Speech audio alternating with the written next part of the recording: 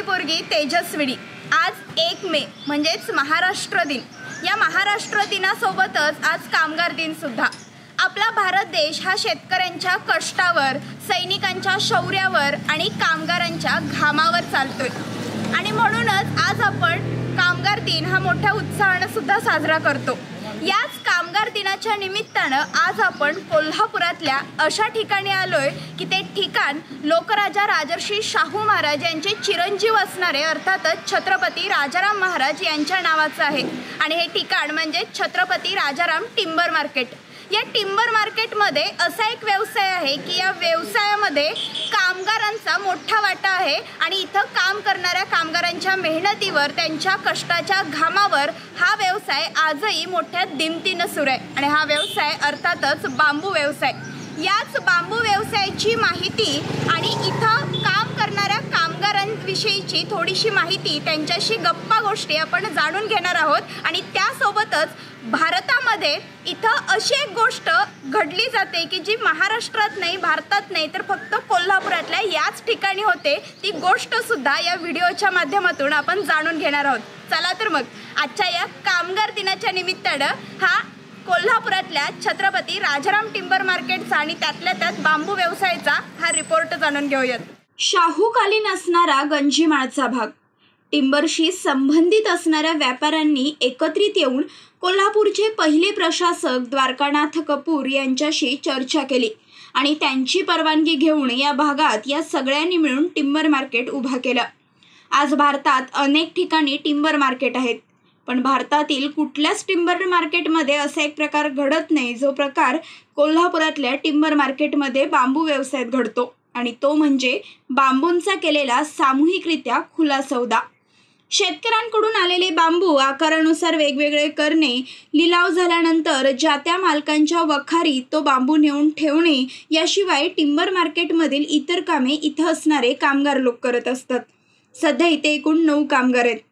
एकीकडे देशात शेतकऱ्यांच्या मालाला हमीभाव मिळत नाही म्हणून कितीतरी शेतकरी निराशेत जगतात, पण शेतकऱ्यांच्या मालाला शेतकऱ्यांसमोरच अपेक्षेपेक्षा जास्त हमीभाव देऊन त्यांच्या जगण्याला प्रोत्साहन देणारं हे कोल्हापुरातलं टिंबर मार्केट।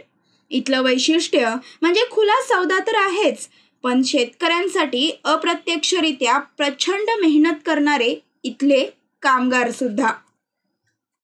आपण टिंबर मार्केटमध्ये बांबू व्यवसाय सुरू आहे तिथं आलेलो आहोत आणि इथं गेली कित्येक वर्ष अनेक जण काम करतायत, तर त्यांच्याशी आपण गप्पा मारत नेमका इथं बांबू व्यवसाय कसा चालतो, ते काम कशा पद्धतीनं करतात त्या संदर्भात थोड्या गप्पा मारणार आहे। तर आपल्यासोबत आता इथं माणिक शेळके काका आहेत, त्यांच्याशी आपण चला संवाद साधूयात। काका नमस्कार। नमस्कार। किती वर्ष तुम्ही इथं काम करताय आणि कसं काम चालतं इथं? तुम्ही कामगार किती लोक ते आहात? आता साधारणपणे माझं 9वं वर्ष आहे। तसं विचार केला तर माझी दुसरी पिढी। आमचे वडील पण इथं होते, साधारण 35 वर्ष इथं होतं। आमचे एकूण 9 जण आहे। 9 जणांमध्ये आम्ही या बांबू व्यवसायाचं हमालीचं काम करतो। आमची काम करण्याची पद्धत म्हणजे जवळपासचे 20-25 किलोमीटरच्या आसपास खेडेगावातून शेतकरी या बांबू घेऊन येतात। त्याने आल्यानंतर पहिलं आमचं काम असतं की या बांबूचं डिवायडेशन करायला पाहिजे। उदाहरणार्थ लहान ज्या साईजवर असतो त्या साईजवर आम्ही बांबू लावला जातो। लहान, मोठा, वाकडा, सरळ हे प्रत्येक वेगवेगळे वर्ग करून आम्ही हा बांबू लावला जातो। या पद्धतीने आमचं या 9 जणांचं 10 जणांचं काम असतं। हे कसं असतं, आम्ही बांबू हाताळल्यानंतर याचं साधारण 10 वाजता याचं बीट बोलली जाते। 10 वाजता बीट बोलल्यानंतर आम्ही काय करतो, पहिल्यांदा रस्ता हा आम्ही रिकामा करत ज्या लोकांनी माल घेतलेला आहे मालकांनी त्यांच्या वखारीमध्ये आमची बैलगाडी असते ती ढकल प्रत्येक मालकांची, त्याच्यामध्ये भरून या बांबूवरती लॉडवरती नाव लिहिलेलं असतं, ते ज्या त्या वखारीमध्ये आम्ही नेऊन लावलं जातं। अशा पद्धतीने आमचा बांबू व्यवसाय चालतो। बांबू उदाहरणार्थ म्हणजे कसं, बांबू मुळात शेतकऱ्यांचा उपजीविका, त्यानंतर आम्ही हमाल, त्यानंतर टेम्पोवाले हे जे एकमेकाची त्याच्याबरोबर सांगड आहे। उदाहरणार्थ बांबू हा गवताळ भागामध्ये हा मोडला जातो, त्यामुळे शेतकऱ्यांना शेती उत्पादनामध्ये सुद्धा हा भाग घेतला जातो। आता उदाहरणार्थ सांगायचं झालं तर आपल्या राज्याचे माजी मुख्यमंत्री माननीय एकनाथराव शिंदे साहेब यांनी सुद्धा आपल्या रानामध्ये साताऱ्यामध्ये बांबू व्यवसाय चालू केली। एवढी मोठी माणसं बांबू या क्षेत्रात असल्यामुळे याच्यामध्ये काहीच कोणत्याही प्रकारची अडचण किंवा व्यत्यय आपल्याला येत नाही। साधारण आमच्या 10 जणांची टीम आहे, त्या पद्धतीने आम्ही केले जातो। साधारण 1-2 आम्ही अशा ढकलगाडीला आमची 3 माणसं असतात आणि डेली फक्त सोमवार सोडून इतर दिवस हा व्यवसाय आमचा चालला जातो.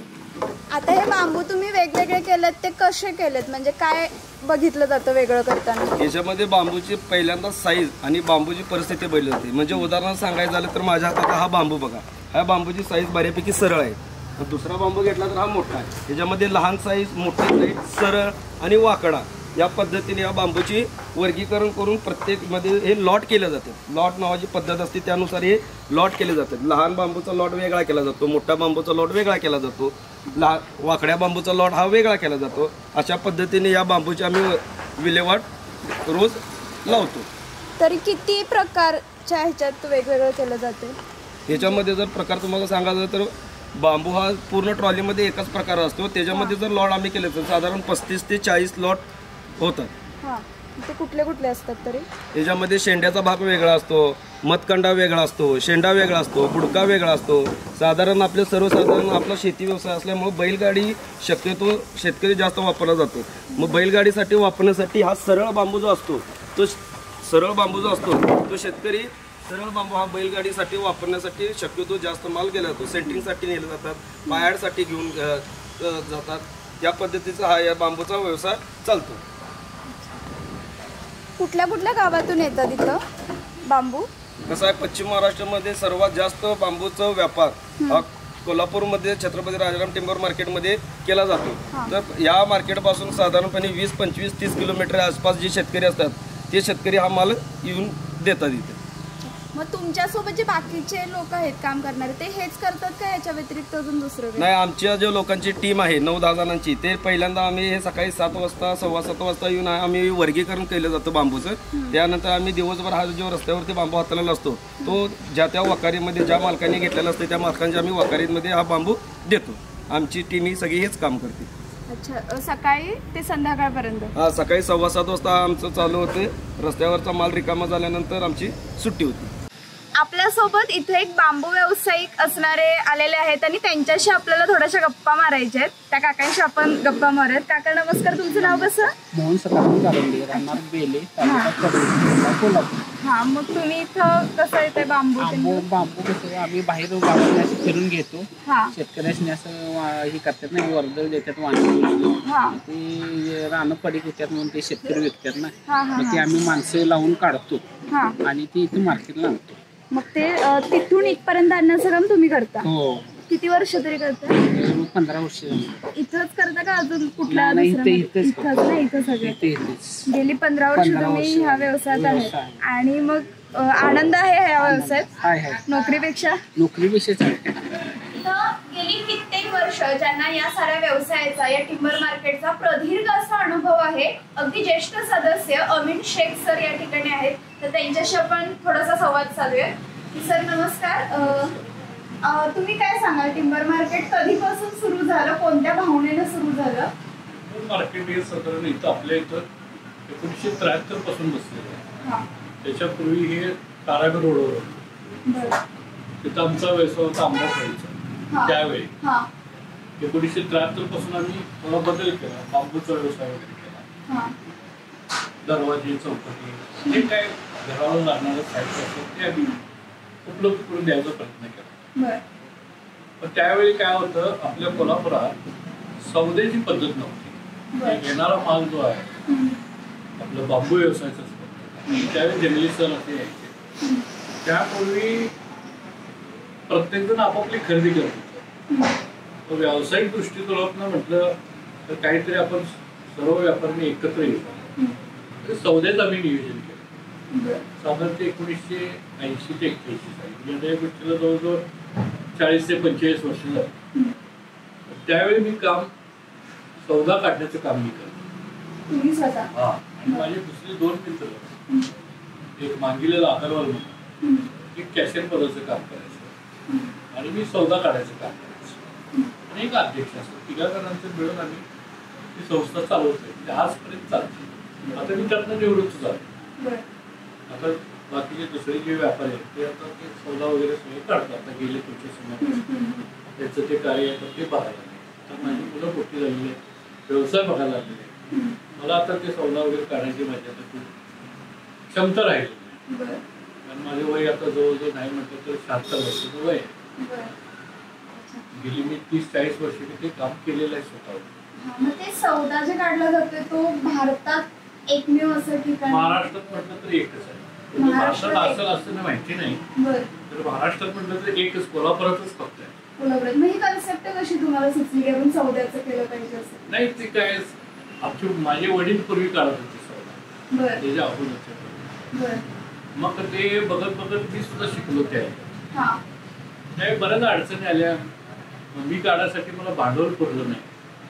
दुसऱ्या व्यापाऱ्यांना ते स्वतःच्या भांडवलावर ते चालू केलं. ते नारायण सासने म्हणून होते, त्यांचं जरा असं थोडंसं चुका झालं, त्यामुळे आम्ही बाकी सगळे व्यापारी एकत्र आलो आणि सौद्याला सुरुवात केली. आता हे किती व्यापारी लोक एकत्रित येऊन 19 जण एकत्रित येऊन करतात. ज्याच्याकडे थोडे पैसे नसते ते येत नाही, ज्याच्याकडे पैशांचे सौद्यात माल खरेदी करतात आणि घेऊन जातात. म्हणजे टिंबर मार्केटला छत्रपती राजाराम टिंबर मार्केट असं नाव जे दिलं, तर ते कुणी दिलं आणि कोणत्या उद्देशाने? असोसिएशनने दिलं. टिंबर कोल्हापूर टिंबर असोसिएशनने नाव सुचलं. ज्या आम्ही इथं आलो त्यावेळी नाव सुचलं, साधारण 1973 साली. 73 साली. मग ते सगळ्यांच्या टिंबर असोसिएशनचे अध्यक्ष होते. त्यावेळेचे अध्यक्ष होते मला वाटते बगाडे. त्यांच्या ते मोठ्या, आम्ही त्यावेळी लहान होतो, त्यावेळेचे सगळे मोठे जे व्यापारी असतील पटेल लोक वगैरे सगळ्यांनी मिळून ते केले. म्हणजे आधीपासून इथं होतच का हे? नाही, 1973 ला आले इथं. आम्ही आलो सगळेजण 1973. सगळं एकत्रच आला की असं एक एक जण? नाही, एकत्र आले सगळे. आधी सगळे ताराबाई रोड ते ताराबाई पासून बाहेर ठिकाणी अनेक ठिकाणी होते ती पार्टी. सगळ्यांनी मिळून कपूर साहेबांच्या काळात मी आले. कपूर त्यांच्या ह्याच्यात आले. हे प्लॉट काढले गेले आणि प्रत्येकाला तेव्हा हा सगळा भाग ओसाड होता का? सगळं गंजी माळच म्हणतात त्याला, माळच होता. सगळ्या व्यापाऱ्यांच्या संकल्पनेतून इथं टिंबर मार्केट प्लॉट पडले गेले. आणि त्यानंतर मग आता टिंबर मार्केट ठीक आहे, आपण लाकडांची खरेदी विक्री करतोय किंवा जे काही चालतं ते, पण बांबू व्यवसाय इथं कधीपासून सुरू झाला? तिथूच पूर्वीपासूनच म्हणजे आमच्या वडिलांपासून आहे. आपल्यासोबत इथं काम करणाऱ्यांपैकी जे सगळ्यात सिनियर आहेत असे अशोक कांबळे, ज्यांना सगळेजण अण्णा म्हणून ओळखतात, तर त्या अण्णांशी आपण गप्पा मारूयात. अण्णा नमस्कार. नमस्कार. कसं चालतं इथलं काम आणि तुम्ही किती वर्ष काम करता इथं? इथं साधारण मी 35 वर्ष तरी काम करतो. 35 वर्ष? बर.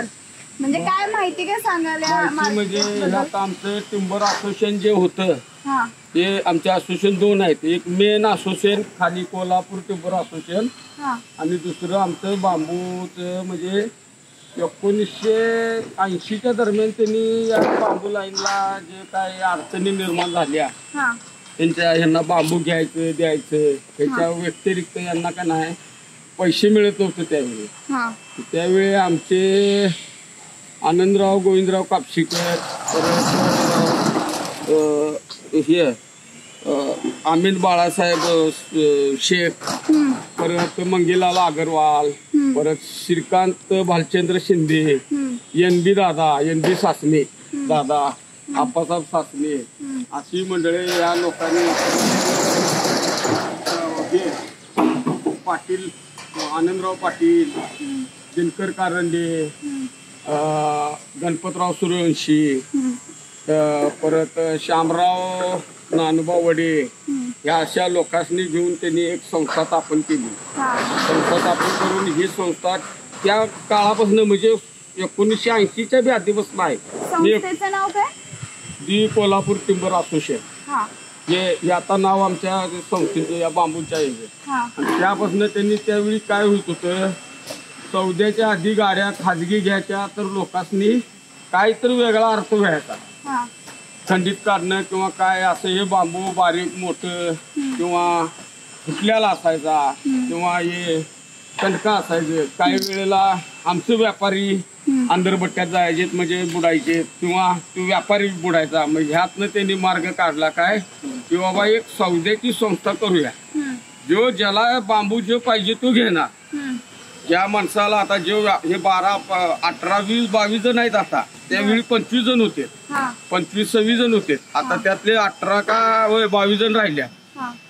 तर ती लोक त्यावेळी काय, ज्याला बुडका पाहिजे ते बुडकाच घ्यायचा, ज्याला शेंडा पाहिजे त्याला शेंडाच घ्यायचा. जो दर योग्य आहे तो 10-25 जण दर करणार, आणि जो कोण जास्त दराने घेईल त्याला तो माल द्यायचा. अशा पद्धतीने ही संस्था त्यांनी निर्माण केली. पण निर्माण केल्यानंतर पैशाची अडचण उद्भवायला लागली. म्हणजे माणसं आता मी जी सांगितली त्याच्यातले आणि नाव आहे, दत्ता गायकवाड, आमीन बाळा शेख, ते परत आणि त्यांचे भाऊ एक होते अरबी शेख म्हणून, ते परत अशा लोकांनी मग मिळून बसून आनंदराव दादानी काय केलं, ते ज्योतराम नलवडे म्हणून साहेब त्यांचं दोस्त होतं, ते अर्बन बँकेला साहेब होते. मग दादाने तिथं बँकेत होते, त्या संदर्भातनं त्यांनी मिटिंग करून NB दादा ही सगळ्या लोकांनी मिटिंग करून छत्रपती राजाराम पतसंस्था निर्माण केली. म्हणजे ही आमच्या बांबूलाईनचीच पतसंस्था आहे, ती दुसऱ्या कोणाची नाही. हे आमच्या जे शंकरराव कुकडे बी त्यात होते, चंद्रकांत शंकरराव कुकडे ते बी होते. असे हे सगळे कनी 25-30 जणांची या लोकांनी मिळून आमची छत्रपती राजाराम पतसंस्था काढलेली आहे. आणि त्या लोकांनी हे सगळं करून आता ह्याच्यातनं भावार्थ काय त्यांचा, की बाबा हे बिचाय देते लांबनं. ते पूर्वी चंदगड, आजरा, परत कोकणातला माल याचा, वरस, कणकवली, आंबा, पोंडा इकडला माल याचा. तर त्या लोकांनी यात काय बाबा फसवा पशवी नको म्हणून त्यांनी हे सगळं ही संस्था निर्माण केली. आणि आता ही संस्था म्हणजे लय मोठ्या क्षेत्रावर, म्हणजे लय पुढच्या तयारीवर आहे. आता हे तुमचा एवढा कणका आहे का नाही, ह्यातून सुद्धा पैसे आहे एवढा. जो कणका आहे ह्या कणक्यात सुद्धा आम्ही आता आमची संस्था त्यांना रुपये देते. ह्यातला 1 रुपया सुद्धा लबाडकीचा नाही किंवा लबाडकी काय नाही. दुपारी आता सौदा 10ला झाला की दुपारी 4ला पैसे त्यांच्या हातात मिळतात बिचाऱ्यांच्या. जे कोण व्यापारी इथे येतील बांबू घेऊन किंवा काही लाकडं घेऊन येतील त्यांचे पैसे त्यांच्या हातात. तर अशी एकमेव आमची भारतामध्ये सुद्धा नाही अशी संस्था, एकमेव संस्था आमची भारतातली कोल्हापुरात आहे. आणि त्यामुळं जो वेगळाच अर्थ आहे आणि वेगळीच संस्था आहे. हे आमच्या मार्केट कमिटीत सुद्धा लांब नाहीत, खरं जवळनं नाहीत असा विषय आहे. आणि असोसिएशन आमचं जे आता नवीन निघाले ते चांगल्या पद्धतीचं आहे. सगळी माणसं त्यात चांगली तरबेज आहे. एखाद्या माणसाला आता आम्हा लोक आमची झालीत, आजारी पडली, काही लोक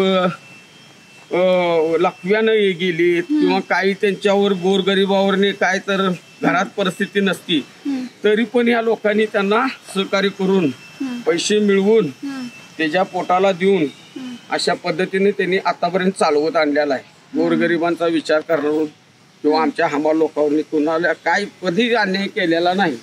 आणि ती आम्ही आपलं प्रामाणिकपणे राबवून प्रामाणिक जो हमाल राहिला आहे त्याला त्यांनी चांगल्या पद्धतीने खाया पिया घालून त्याच्या दवाखाना खर्च सुद्धा केलेला आहे. आता माझ्यावरून सांगतो, माझा मेहुणा 1904ला नाही 2004ला त्याला लकवा मारला. तर देशमुख दादा म्हणून आमचं संस्थेचे अध्यक्ष झाले. नंतर म्हणजे कोल्हापूर जिल्ह्याचे ते ज्या कोल्हापूर असोसिएशनचे ते अध्यक्ष होते. किती 5 जिल्ह्याचं का किती होतं. तर दादाकडनी गेलो, दादा म्हटलं अशी अशी परिस्थिती झाली मेहण्याची, माझ्या पैसे नाही. त्यांनी लेटर दिलं, अशोक जिथं कोण 10 रुपये देईल तिथं घे आणि ते त्याच्या औषध पाण्याला किंवा पोटाला त्याच्या बायका पोरासनी दे. मग ते संपूर्ण मी जवळजवळ 1904ला 2004ला काय तर त्यांनी 20,000 रुपयाची मदत दिली ती मला.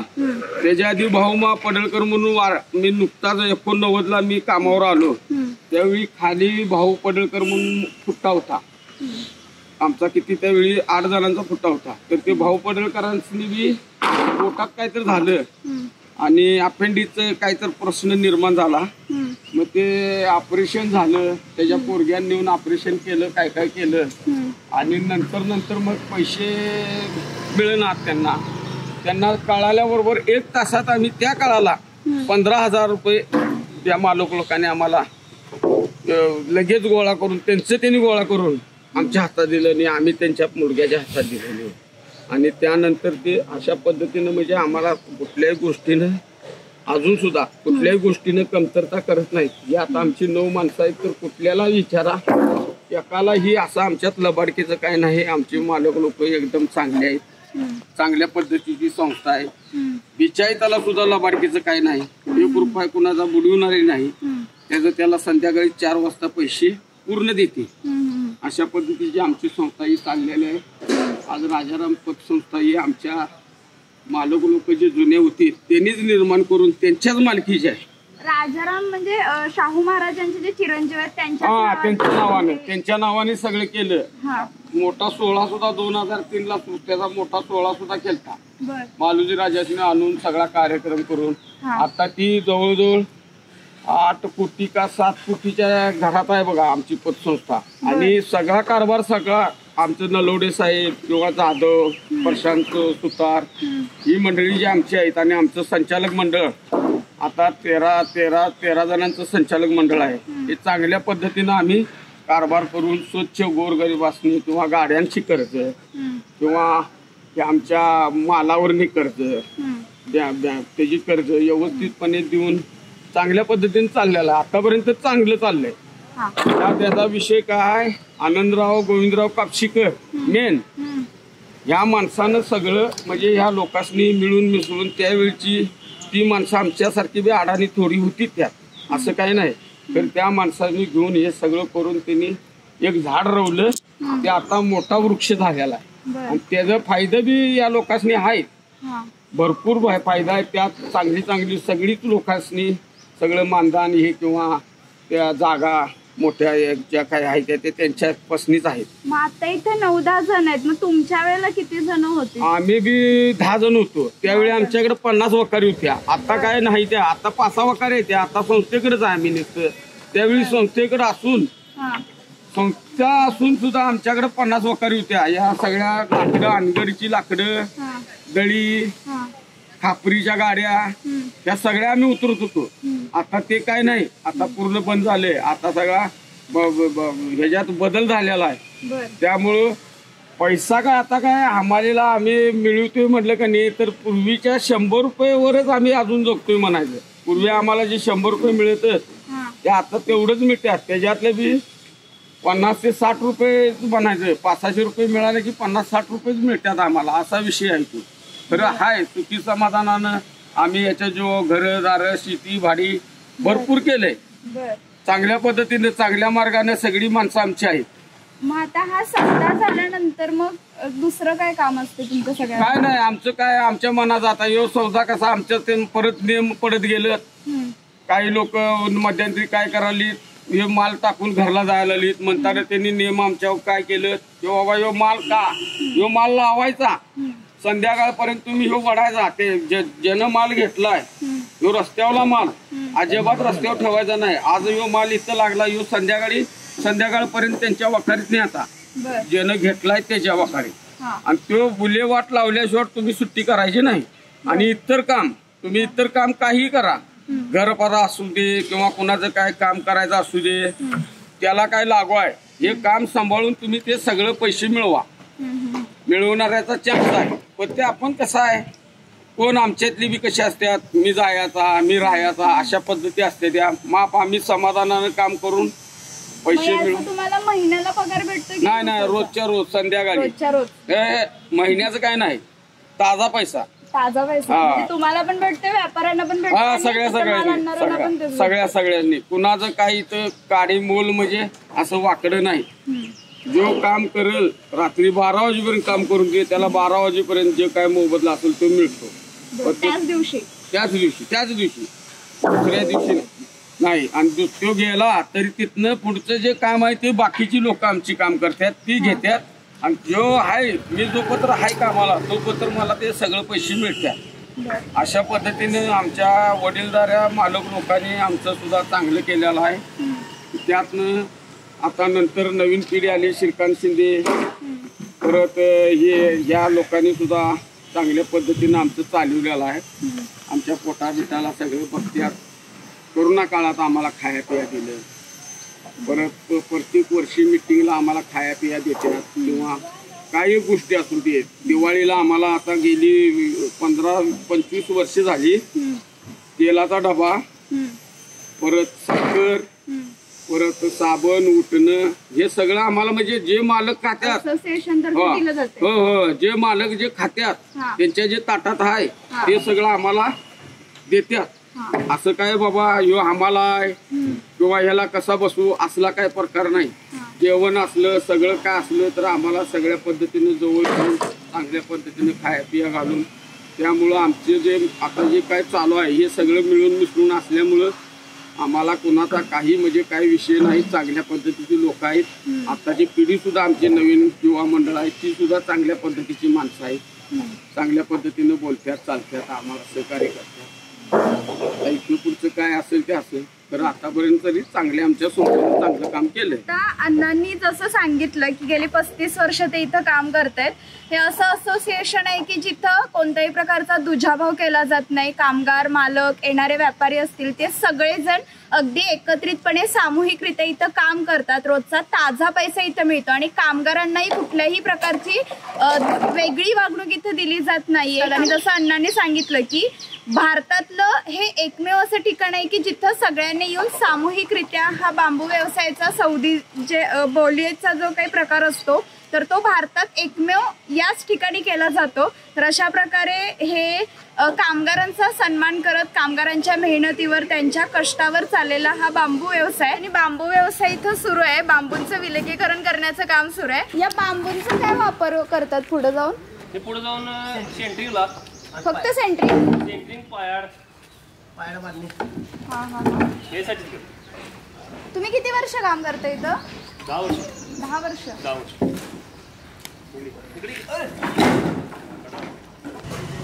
हे 105 रुपये परत 115 आणि 15 16 रुपये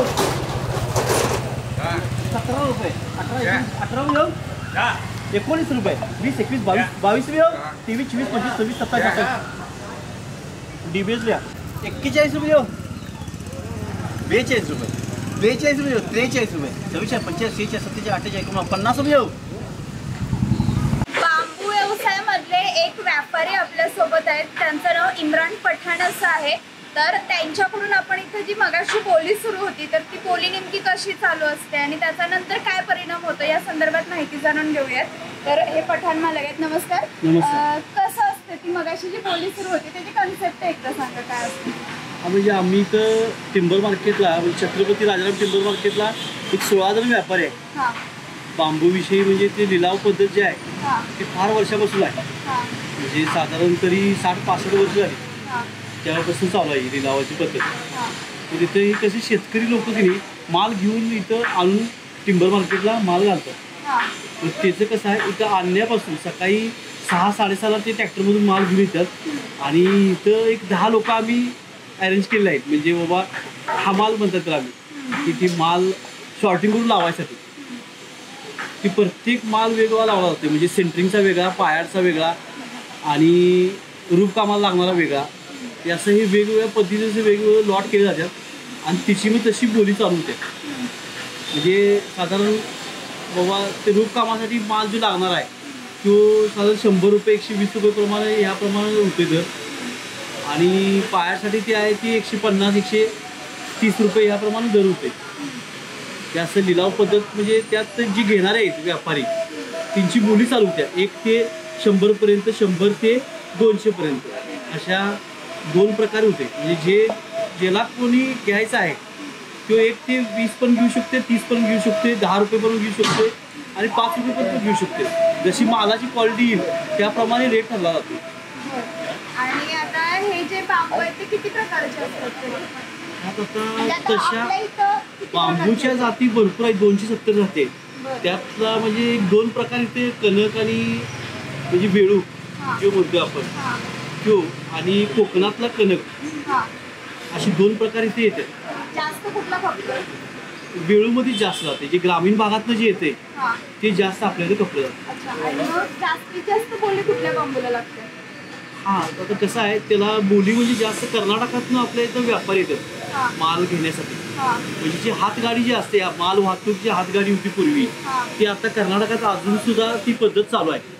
हातगाडी वगैरे माल नेणे आणणे, त्यासाठी जी दांडी लागते, म्हणजे 2 दांड्या असतात ज्या बैलाला जोवाला वगैरे असते, बैलगाडीला असते, तशी पद्धत ती दांड्यांची वापरायची अजून कर्नाटकात पद्धत अजून तशीच आहे.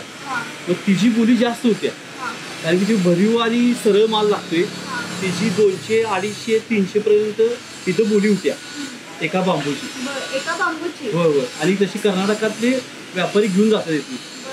आता मग इथं जे ट्रॉली आणून ठेवतात शेतकरी असतात, मग ते थेट तिथून आल्यानंतर त्यांना कधी तुमचं पेमेंट होतं? हे आता कसं आहे, सकाळी जे ट्रॉली जो घेऊन येतोय व्यापारी, जे शेतकरी जो घेऊन येतोय त्यांना आपण इथं लिलाव पद्धत झाल्यानंतर, म्हणजे सकाळी 10ला बरोबर 10ला दररोज लिलाव असतो. दर सोमवारी सुट्टी असते, आठवडाभर दररोज माल आला की लिलाव हे सकाळी 10ला असतो. आणि ह्याचं सगळं बिलिंग वगैरे झाल्यानंतर संध्याकाळी बरोबर 4 वाजता शेतकऱ्याला बिल दिलं जाते याच्या हातात. यात काय आहे की काही ठिकाणी शेतकऱ्याचं जी बाबा पिळवणूक होत्या तसं ह्या मार्केटला होत नाही. जे समोरच शेतकऱ्यासमोरच लिलाव निघाला जातोय आणि भाव चांगला मिळतोय, अपेक्षेच्या बाहेर त्यांना भाव मिळतोय आणि त्यांचं पण समाधान आहे. आजपर्यंतचे या 60-65 वर्षात जे शेतकरी घेऊन येतात माल, त्यांचं पण समाधान आहे आणि मालाची रक्कम पण चांगली होते त्यांची. आणि त्यांना 4 वाजता ही रोख रकमेनं त्यांना दिलं जाते, की असं काय बाबा बँकेच्या खात्यात वगैरे असं काय नाही. समोरच त्यांना 4 वाजता पेमेंट रोख रकमे दिलं. काही लोक तिथं नाही, काही लोक सकाळी लिलाव बघून जातात, काही लोक 4 वाजता डायरेक्ट पेमेंटला येतात. जी विश्वासू आहेत की बाबा पहिल्यापासून की आपण बाबा माल लावून दिला की या लागत नाही परत बघायसाठी लिलाव. जी पूर्वीपास येतात बाबा, हे 30-40 वर्षाची लोक आहेत त्यात, ती बघायला येत नाहीत की बाबा लिलाव काय पद्धतीने झाला. त्यांना विश्वास आहे की हे व्यापारी आमचं नुकसान करणार नाही, अशा पद्धतीने लिलाव होते. बऱ्यापैकी महाराष्ट्रात म्हणला तर बांबूचं चांगलं आहे. आणि कोल्हापुरात बऱ्यापैकी 99% कोल्हापुरात माल येतोय जातोय. शेतकऱ्यांची पण आवक चांगली आहे आणि जावक पण चांगली आहे. कर्नाटकात नेण्यासाठी होय. कारण का एवढं एक कोल्हापूर असं मार्केट आहे की इथे लिलाव दररोज झाला.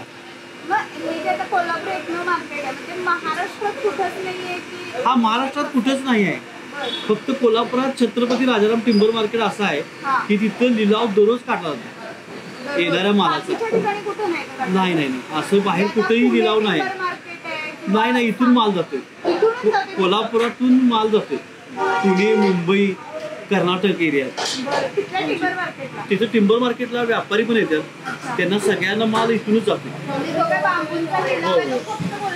फक्त कोल्हापूर छत्रपती राजाराम टिंबर मार्केटलाच होते.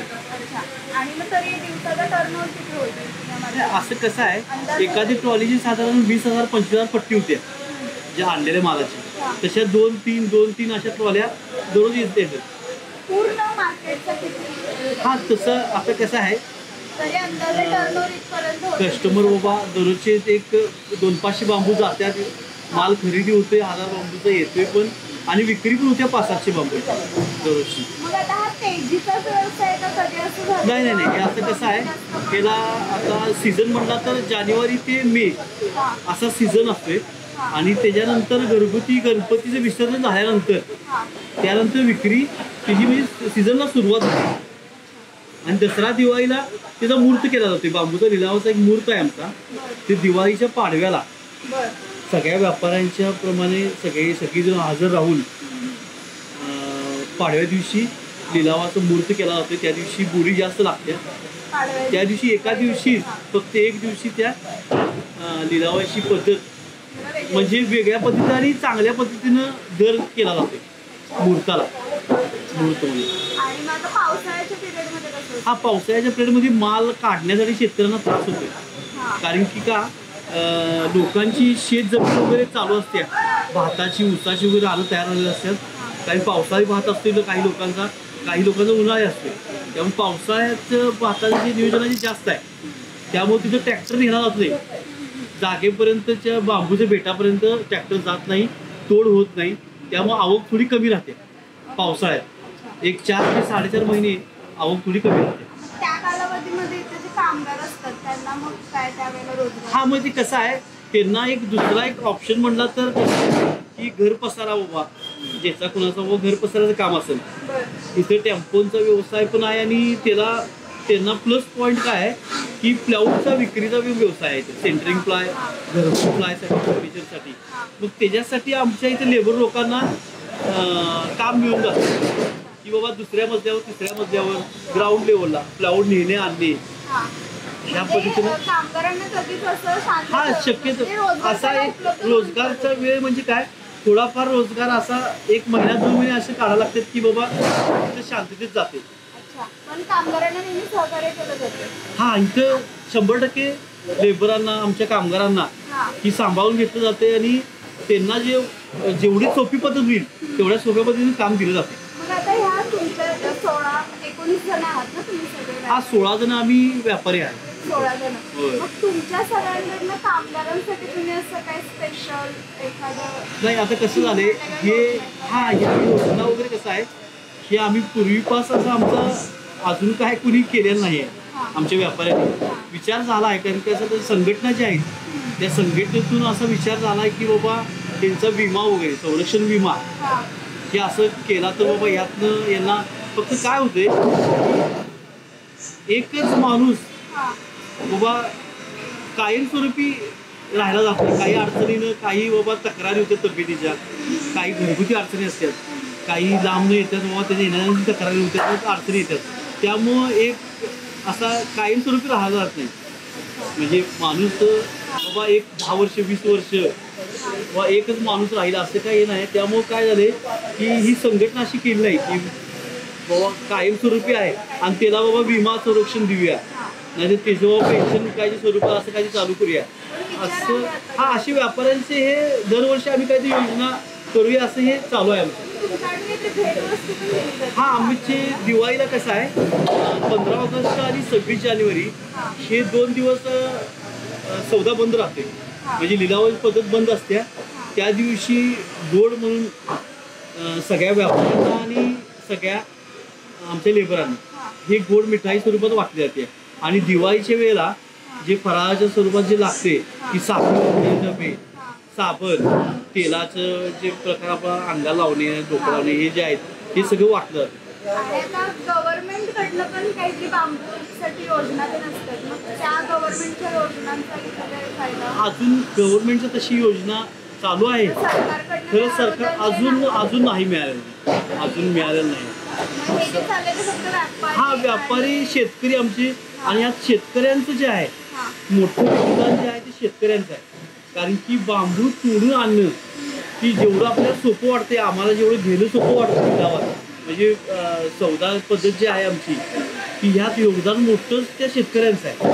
कारण की पूर्ण बेटातनं जे बेड बघितलं आपण तर काटेरी स्वरूपात असते, ते तोडून आणणं इथेपर्यंत एवढं शक्य नाही आहे की आम्हाला एवढं इथं जे सोपं पडते ते त्यांचं योगदान मोठं आहे की बाबा स्वच्छ करून जाग्यावर माल आम्हाला इथं मिळतोय. सगळ्या व्यापाऱ्यांना त्यांचं एक आभार मोठं आहे की बाबा इथं ह्या मार्केटला ते आणून माल देतात, शेतकरी पोच करतात.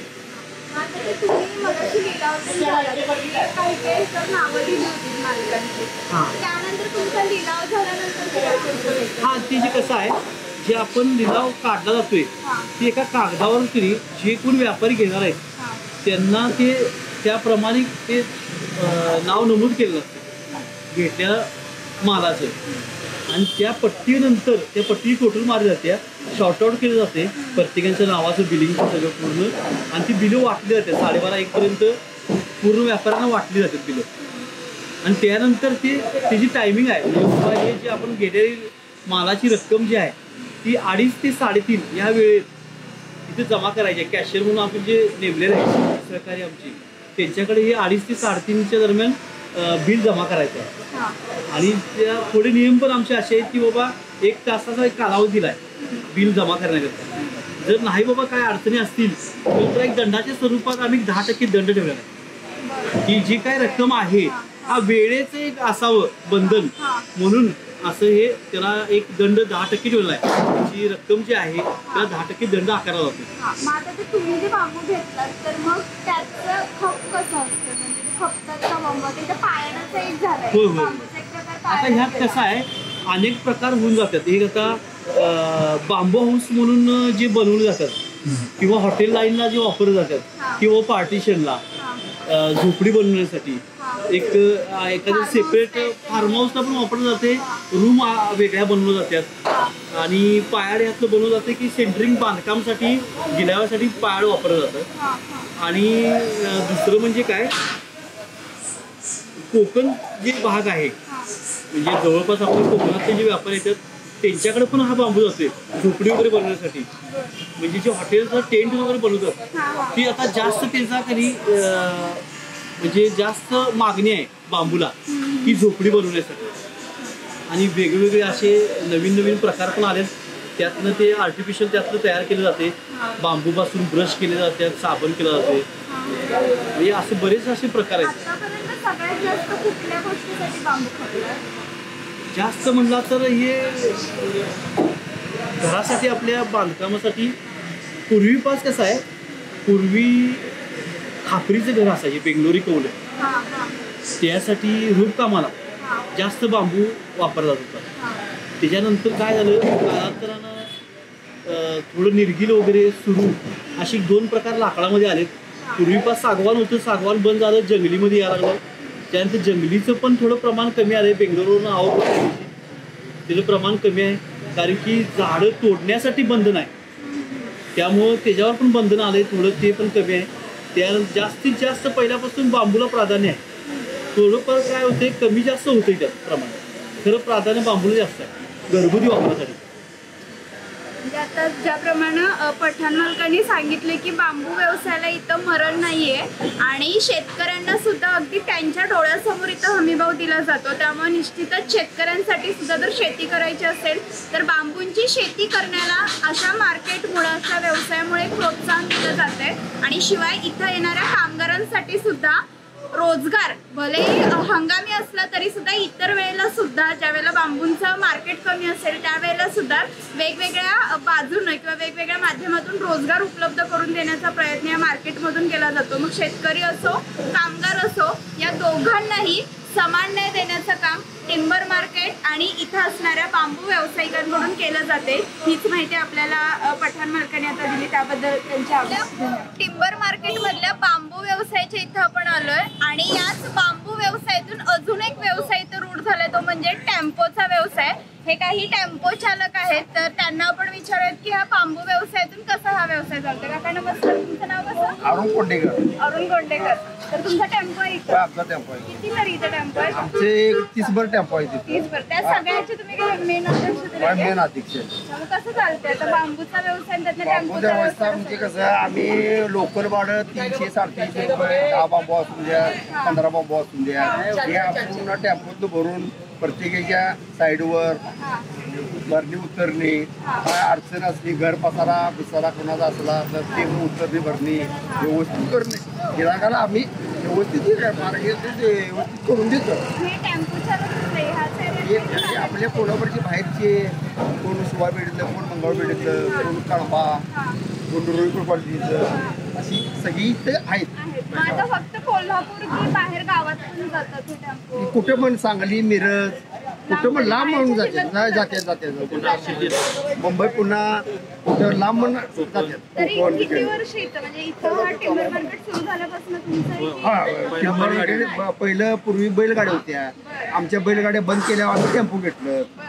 आम्ही बैलगाड्याने आम्हाला पूर्वी करत होतो. एक बैलगाड्या 20-25 बैलगाड्या होत्या, मग बैलगाडींचं काही चाललं ना म्हणून आम्ही टेम्पो घेतलो. काय हा 30-35 टेम्पो आहेत. हाय 1, 2, 3 दिवसापैकी 1-2 खेपा होत्या. प्रत्येकाला कसं गावलं तसे गावल खेपा असे. हा, म्हणजे बांबूच्या व्यवसायातून अशा प्रकारे टेम्पो व्यवसाय सुद्धा इथं चालतोय. एका व्यवसायातून अनेक व्यवसाय तयार होण्याचं काम या बांबूच्या व्यवसायातून झालेलं आहे. बांबू व्यवसायामुळे शेतकऱ्यांच्या बांबूच्या मालाला बाजारपेठ तर मिळालीच, पण त्याचबरोबर इथं काम करणाऱ्या कामगारांसोबतच टेम्पो व्यावसायिक यांना सुद्धा रोजगार मिळाला. तर आज आपण कोल्हापुरातल्या छत्रपती राजाराम टिंबर मार्केटमधल्या बांबू व्यवसायाबद्दल सविस्तर माहिती जाणून घेतली.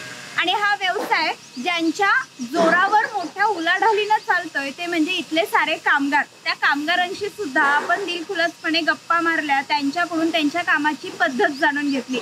या साऱ्याच कामगारांना आणि फक्त याच नाही तर सगळीकडे आपले कष्ट घाम गाळून काम करणाऱ्या सर्वच कामगारांना आजच्या या कामगार दिनानिमित्त खूप साऱ्या शुभेच्छा. हा व्हिडिओ तुम्हाला कसा वाटला हे नक्की कळवा आणि हो शेअर करायला सुद्धा विसरू नका.